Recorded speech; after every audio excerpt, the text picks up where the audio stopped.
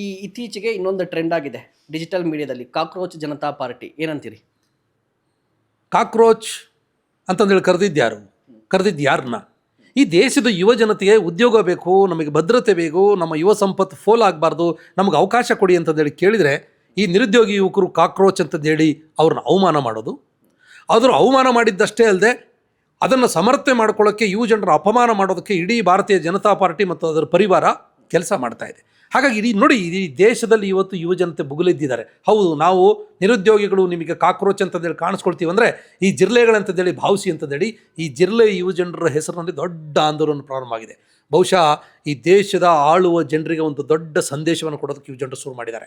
ಈಗ ತಮ್ಮ ತಪ್ಪುಗಳನ್ನು ತಿದ್ದುಕೊಂಡು ಯುವ ಜನರಿಗೆ ಉದ್ಯೋಗ, ಯುವ ಜನರಿಗೆ ಶಿಕ್ಷಣ ಕೊಡಲಿಲ್ಲ ಅಂತಂದರೆ ಮುಂದೊಂದು ದಿನ ಭಾಳ ಕೆಟ್ಟ ಪರಿಣಾಮವನ್ನು ಎದುರಿಸಬೇಕಾಗ್ತದೆ. ಏನಾಗ್ತಾ ಇದೆ? ಇಡೀ ನೀಟಿನ ಹೆಸರಿನಲ್ಲಿ ವಿದ್ಯಾರ್ಥಿಗಳ ಭವಿಷ್ಯದ ಜೊತೆಗೆ ಕೇಂದ್ರ ಸರ್ಕಾರ ಆಟ ಆಡ್ತಾ ಇದೆ. ತಮ್ಮ ಸಂಘ ಪರಿವಾರದ ಅಥವಾ ತಮ್ಮ ಸಂಸ್ಥೆಗಳಲ್ಲಿರುವಂಥ ತಮ್ಮ ಆಪ್ತರು ಇವತ್ತು ಕ್ವಶನ್ ಪೇಪರ್ಗಳನ್ನು ಲೀಕ್ ಮಾಡೋದ್ರ ಮುಖಾಂತರ ತಮ್ಮ ಮಕ್ಕಳಿಗೆ ಲಾಭ ಮಾಡಿಕೊಡ್ತಾ ಇದ್ದಾರೆ. ಇಡೀ ದೇಶದ ಬಡವರ ಮಕ್ಕಳಿಗೆ ಅನ್ಯಾಯ ಮಾಡಿದ್ದಾರೆ. ಆ ಇಲಾಖೆಯ ಶಿಕ್ಷಣ ಸಚಿವ ಧರ್ಮೇಂದ್ರ ಪ್ರಧಾನ್ ಅವ್ರ ಮೇಲೆ ಸಣ್ಣ ಕ್ರಮವನ್ನು ತಗೊಳ್ಳೋಕ್ಕಾಗಲಿಲ್ಲ ನರೇಂದ್ರ ಮೋದಿ ಅವರಿಗೆ.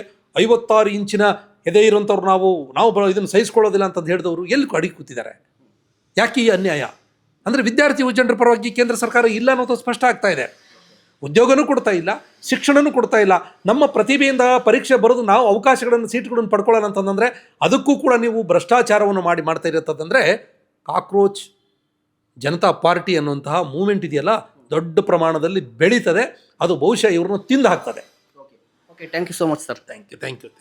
ಎಸ್ ವೀಕ್ಷಕರೇ, ನೋಡಿದ್ರಲ್ಲ, ಒಂದು ಪೆಟ್ರೋಲ್ ಡೀಸೆಲ್ ದರ ಏರಿಕೆಗೆ ರೀಸನ್ಸ್ ಏನು, BJP ಏನು ಮಾಡ್ತಾ ಇದೆ ಅಂತ ಹೇಳಿ ಮಾತನಾಡಿದ್ರು. ಇಂತಹ ಮತ್ತಷ್ಟು ಕಂಟೆಂಟ್ಗಾಗಿ ನೋಡ್ತಾ ಇರಿ ಸುಮನ್ TV ಕನ್ನಡ. ನಮಸ್ಕಾರ.